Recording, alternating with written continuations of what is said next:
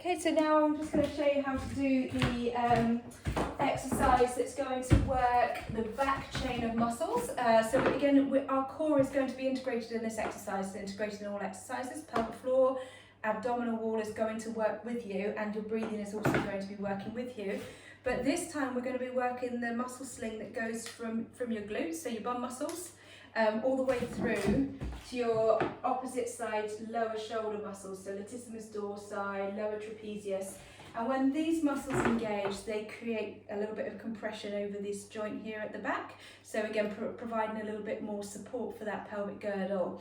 So it's a really nice exercise. It's going to integrate both toning the core and improving your breathing and core synergy, but at the same time also targeting pelvic girdle support, trying to improve pelvic girdle pain.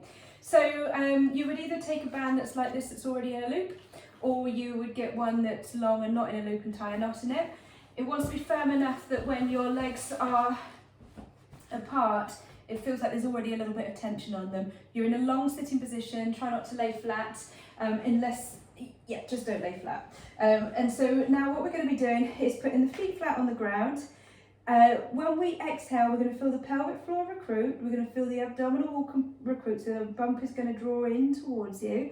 And at the same time, you're going to be pressing your legs out, so using the muscles, so squeeze through the muscles of your bum. And as you squeeze through the muscle of the bum, it will feel like the legs are turning outwards like this.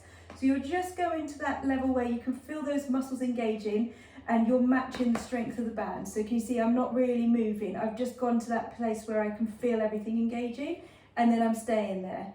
The other thing I'm not doing is pushing out and lifting the bum up. We want to keep the bum relaxed on the couch or on the mat or whatever you're using, but you just want to feel like they're squeezing, so they're working hard back here, and then it's not this part of the front doing the job.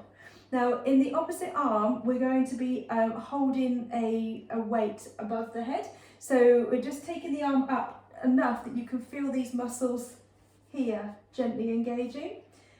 So you're just going to hold in this position whilst you're doing your repetition. So now let's do the exercise. So we're going to do breath out, feel the pelvic floor lift, abdominal wall naturally draws in. You're going to press those legs out, squeezing through your bum muscles, and now you're going to hold that weight up in the air. As you feel like you're staying connected in all of these places, breathe normally.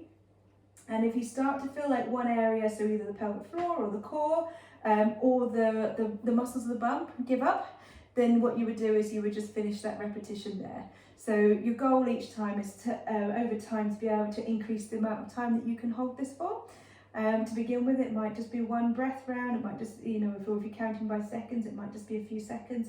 We're working up to being able to hold here for like 10, maybe 15 seconds. Over time, you would try and get to that.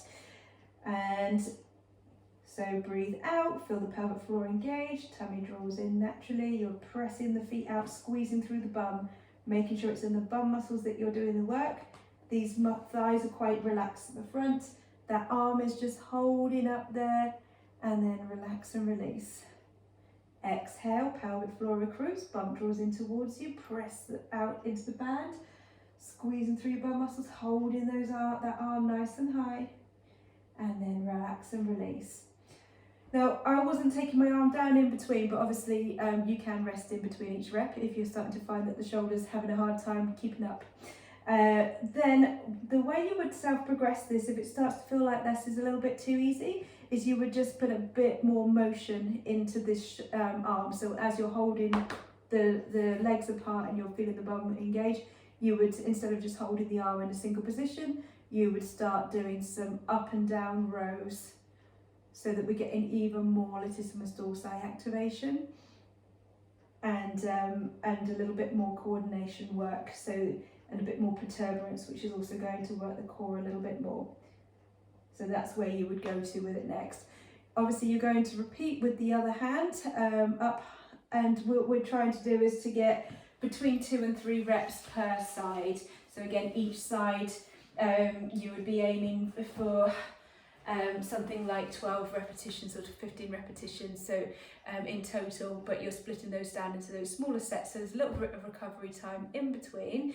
And the other thing I tend to recommend, just to avoid you having to sort of keep stopping and waiting, is that you can alternate between one exercise and another exercise that has multiple sets. So you're switching from one to the other to the other to the other, and that way you don't have to keep kind of stopping and waiting and then starting again, because you're working slightly different muscle groups each time.